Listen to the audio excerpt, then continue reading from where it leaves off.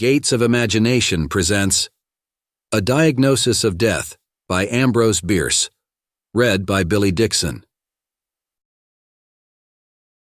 I am not so superstitious as some of your physicians, men of science, as you are pleased to be called, said Hawver, replying to an accusation that had not been made. Some of you, only a few, I confess, believe in the immortality of the soul, and in apparitions which you have not the honesty to call ghosts.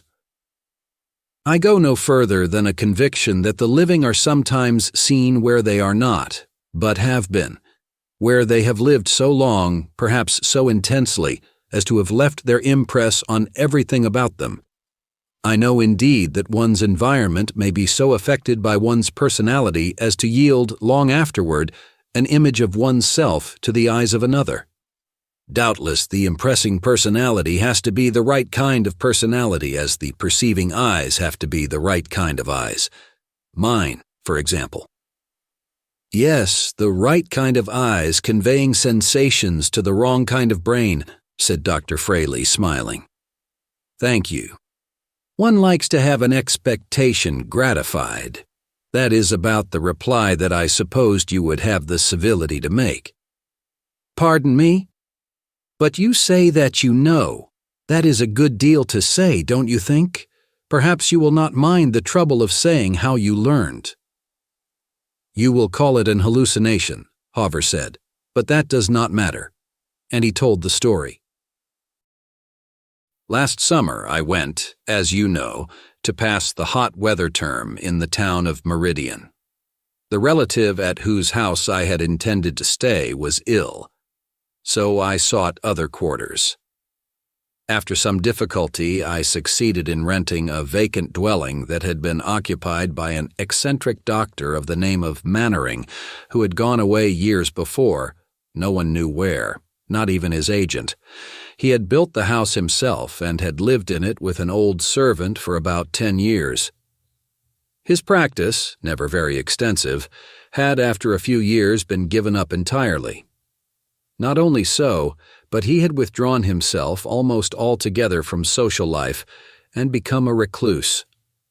I was told by the village doctor, about the only person with whom he held any relations, that during his retirement he had devoted himself to a single line of study, the result of which he had expounded in a book that did not commend itself to the approval of his professional brethren, who, indeed, considered him not entirely sane. I have not seen the book and cannot now recall the title of it, but I am told that it expounded a rather startling theory.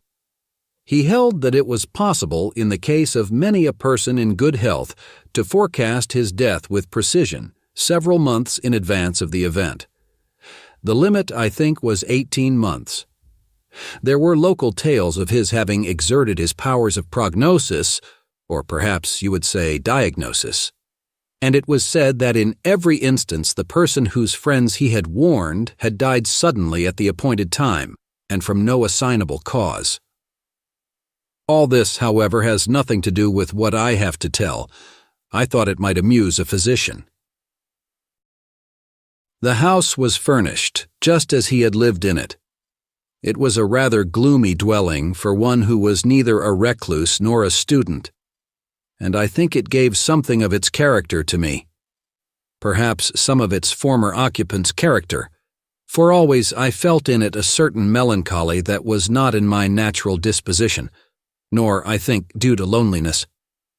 I had no servants that slept in the house, but I have always been, as you know, rather fond of my own society, being much addicted to reading, though little to study.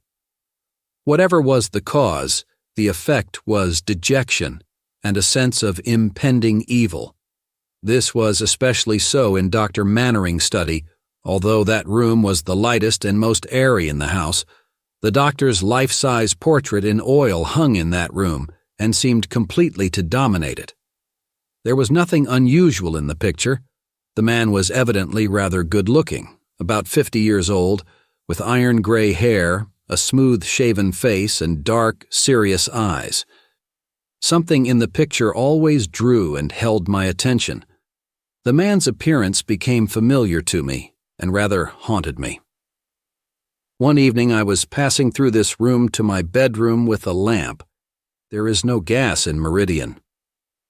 I stopped as usual before the portrait, which seemed in the lamplight to have a new expression, not easily named, but distinctly uncanny. It interested but did not disturb me. I moved the lamp from one side to the other and observed the effects of the altered light. While so engaged, I felt an impulse to turn round. As I did so, I saw a man moving across the room, directly toward me. As soon as he came near enough for the lamplight to illuminate the face, I saw that it was Dr. Mannering himself. It was as if the portrait were walking. "I beg your pardon," I said, somewhat coldly, "but if you knocked, I did not hear."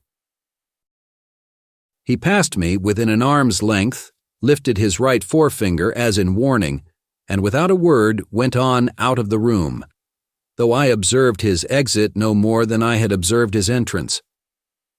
Of course, I need not tell you that this was what you will call an hallucination and I call an apparition. That room had only 2 doors, of which one was locked. The other led into a bedroom from which there was no exit. My feeling on realizing this is not an important part of the incident.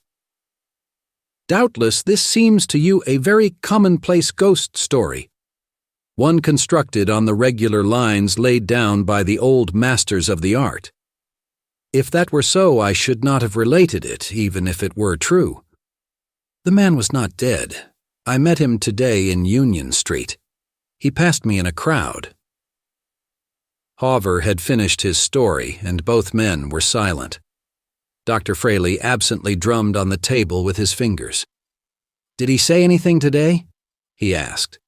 "Anything from which you inferred that he was not dead?" Hawver stared and did not reply. "Perhaps," continued Fraley, "he made a sign, a gesture, lifted a finger as in warning. It's a trick he had, a habit when saying something serious, announcing the result of a diagnosis, for example." "Yes, he did, just as his apparition had done. But good God, did you ever know him?" Hawver was apparently growing nervous. "I knew him. I have read his book, as will every physician some day. It is one of the most striking and important of the century's contributions to medical science. Yes, I knew him. I attended him in an illness 3 years ago. He died." Hawver sprang from his chair, manifestly disturbed. He strode forward and back across the room, then approached his friend, and in a voice not altogether steady said, "Doctor, have you anything to say to me as a physician?" "No, Hawver. You are the healthiest man I ever knew. As a friend, I advise you to go to your room. You play the violin like an angel. Play it. Play something light and lively. Get this cursed bad business off your mind." The next day, Hawver was found dead in his room, the violin at his neck, the bow upon the strings, his music open before him at Chopin's funeral march.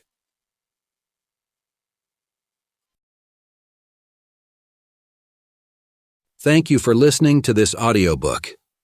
If you enjoyed this story, don't forget to give it a thumbs up and subscribe to our channel so you don't miss our next uploads. See you in the next audiobook.